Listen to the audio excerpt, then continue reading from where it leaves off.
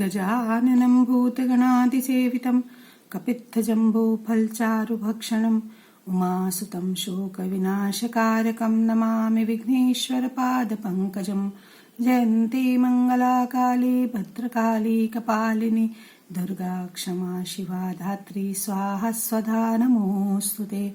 कृष्णाय वासुदेवाय देवकी नन्दनाय च नन्दगोपकुमाराय गोविन्दाय नमो नमः। वक्रतुण्ड महाकाय सूर्यकोटि समप्रभ निर्विघ्नं कुरु मे देव सर्वकार्येषु सर्वदा। नमस्कार।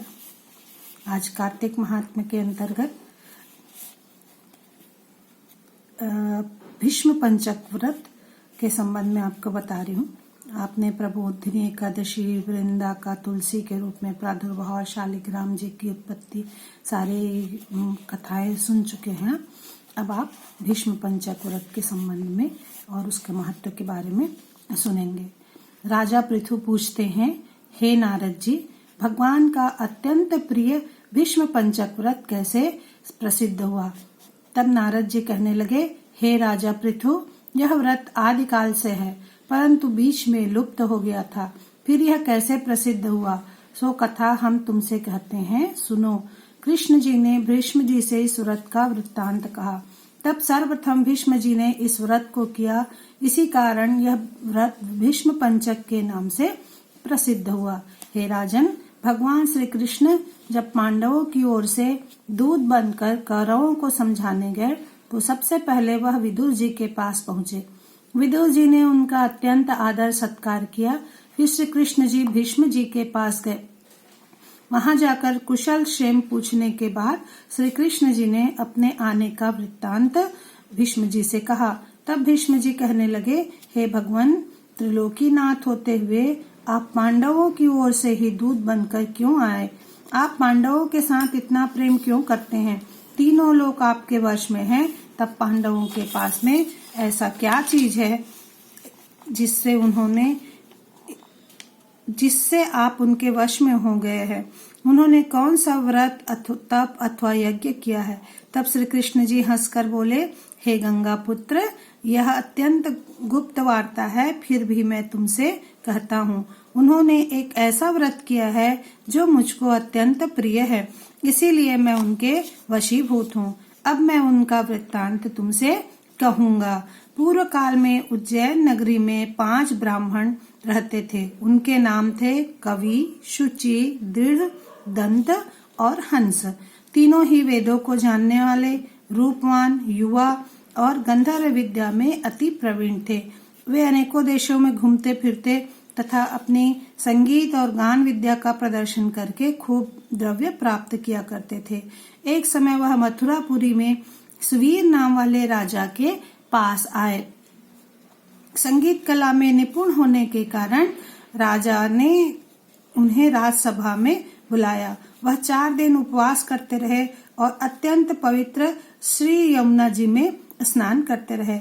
फिर उन्होंने किसी से राजा का संपूर्ण वृत्तांत सुना था। उसने बताया था कि राजा की कादम्बरी नाम वाली एक द्वितीय भार्या है। वह संगीत विद्या में निपुण, राग तथा कंठ में अत्यंत प्रवीण है, नाचने में दक्ष है तथा अद्वितीय सुंदरी है। वह प्रतिदिन राजा को नृत्य कर और गायन से सुनाती है। ऐसा सुनकर वे एक ऐसे स्थान पर खड़े हो गए जहाँ से नृत्य और ताल का शब्द सुनाई पड़ता था। फिर राजा के पास आने जाने वालों के पास जाकर कहने लगे कि बड़े ही दुख की बात है कि राजा के पास नृत्य कला जानने वाला कोई नहीं है। वीणा में 2 तार ढीले हैं, तार बराबर नहीं है, बाजे में नृत्य शुद्ध नहीं है। इस प्रकार की बातें वो प्रत्येक से कहने लगे। तब किसी ने जाकर उनकी यह बात राजा को बता दी।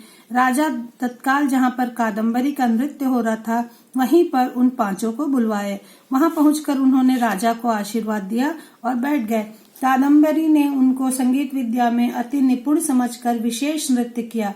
जब उसने चक्र में ताल दिया तो उन ब्राह्मणों ने उसको रोक दिया। उसने चक्र छोड़ यथा योग्य ताल दिया, मगर चक्र को खंडित नहीं किया। इस पर कादम्बरी का गुण देखकर वह 5 उस पर मोहित हो गए। कादम्बरी भी 5 को देखकर उनसे प्रभावित हो गई। उसने रात्रि को ब्राह्मणों के पास अपनी एक सखी के हाथ में यह संदेश भेजा कि तुम पांचों में से एक एक प्रतिदिन नगरी से दूर उत्तरी कोण में यमुना तट के समीप जन शून्यताओं से ढका हुआ अनंत नाम का तीर्थ है, वहां पर आकर अपनी अपनी विद्या का प्रदर्शन करेंगे तथा मैं भी वीणा तथा राग की अपनी कुशलता दिखाऊंगी। भगवान कहते हैं, हे भीष्म जी, एक ब्रह्मचारी जो मेरा भक्त था, वह दुष्ट संगति के भय से गांव से अति दूर वहीं पर अनंत नाम के तीर्थ में रहता था। उन दिनों वह भीष्म पंचक व्रत करता हुआ देवालय में मेरा पूजन करता था। कार्तिक शुक्ला एकादशी के दिन उन संगीतज्ञ ब्राह्मणों में से कवि नाम वाला ब्राह्मण कादम्बरी के बुलाए अनुसार वहां आ गया। कादम्बरी भी उसी मुनि के उस स्थान पर पहुंच गई। वहां मुनि ने जिस प्रकार पूजा की, उस कवि नाम के ब्राह्मण ने भी देखकर उसी प्रकार भगवान का पूजन किया। उसके बाद वीणा लेकर गान करने लग गया। उस मुनि ने, क्योंकि वो अपने मन को जीत चुके थे, इसलिए वो उनके गान को सुनकर भी और उनको देखकर भी क्रोध नहीं किया। सारी रात कादम्बरी और कवि गायन और नृत्य उस देवालय में करते रहे। मुनि को गोबर का आचमन करते देख कवि ने भी गोबर का ही आचमन किया। प्रातः काल होते ही कादम्बरी राजमहल में पहुंच गई। मुनि की संगति से उसके समस्त पाप दूर हो गए। इस कारण द्वादशी के दिन कवि अपना समस्त द्रव्य दान करके विरक्त हो गया। दूसरे दिन शुचि आया। उसने भी कादम्बरी के साथ रात्रि भर नृत्य गायन किया और मुनि को देखकर मुनि की भांति भगवान का पूजन किया और गोमूत्र का आचमन किया। फिर प्रातः काल होते ही वह भी उस व्रत के प्रभाव से विरक्त हो गया। उसने निश्चय किया कि जिस प्रकार कादम्बरी के नृत्य गायन व रूप को देखकर मुनि का मन विचलित नहीं हुआ, उसी प्रकार मुझे भी अपने मन को वश में करना चाहिए। त्रयोदशी के दिन दृढ़ नामक ब्राह्मण कादम्बरी से मिलने आया और नृत्य गायन करने के बाद मुनि को पूजन करते देख वह भी मुनि की तरह भगवान की पूजा किया, गौ का दूध पिया और वह भी विरक्त हो गया। चतुर्दशी को वहां दंत नाम का ब्राह्मण आया और पहले वाले अपने बंधुओं के समान कादम्बरी के साथ नृत्य गायन करता रहा। उसके बाद उसने मुनि को पूजा करते देखकर मुनि से पूजा किया और मुनि से बचे घी का पान किया। उसके बाद उसका चित्त शुद्ध हो गया और वह भी अपने समस्त धन को दान करके विरक्त हो गया। सबसे अंत में पूर्णिमा को हंस नामक ब्राह्मण ने आकर मुनि को देखकर नमस्कार किया, यमुना में स्नान किया और आंवले के वृक्ष के नीचे बैठकर श्राद्ध किया। भगवान कहते हैं, हे भीष्म जी, कार्तिक महीने में हमारा पूजन तथा दान पुण्य करने से करोड़ों यज्ञों का फल प्राप्त होता है। अतएव हंस नामक वह ब्राह्मण सत्संग, पूजन तथा मुनि की पूजा से बचे हुए दही को पान करके विरक्त हो गया और अपना सब धन दान करके तीर्थ यात्रा को चला गया। उधर राजा ने मंदिर में कादम्बरी के 5 दिन जाने का समाचार सुनकर उसे महल में बंद कर दिया, जिससे वह मंदिर न जा सकी। कार्तिक मास में हमारे सामने नृत्य गान करने के कारण कादम्बरी के भी समस्त पाप नष्ट हो गए और वही कादम्बरी द्रौपदी के रूप में जन्म ली। हंस नाम वाला वह ब्राह्मण आंवले के वृक्ष के नीचे धर्म, कर्म और श्राद्ध आदि करने से युधिष्ठिर हुआ। एकादशी में रात भर जागरण के कारण कवि नाम का ब्राह्मण अर्जुन हुआ। शुचि ब्राह्मण सहदेव हुआ। दंत नाम का ब्राह्मण नकुल तथा दृढ़ नाम वाला पराक्रमी भीम हुआ। हे भीष्म जी, वस्तुतः इस व्रत के प्रभाव से ही मैं पांडवों के वशीभूत हूँ। अब तुम्हारे द्वारा यह 5 दिन का पंचक व्रत किए जाने से यह तुम्हारे नाम से ही विख्यात होगा, अर्थात भीष्म पंचक व्रत कहलाएगा। इस व्रत के अंत में ब्राह्मणों को भोजन कराकर यथाशक्ति दान दक्षिणा देनी चाहिए, जिससे मैं प्रसन्न होता हूँ। इस प्रकार कार्तिक महात्म्य का यह अध्याय समाप्त हुआ।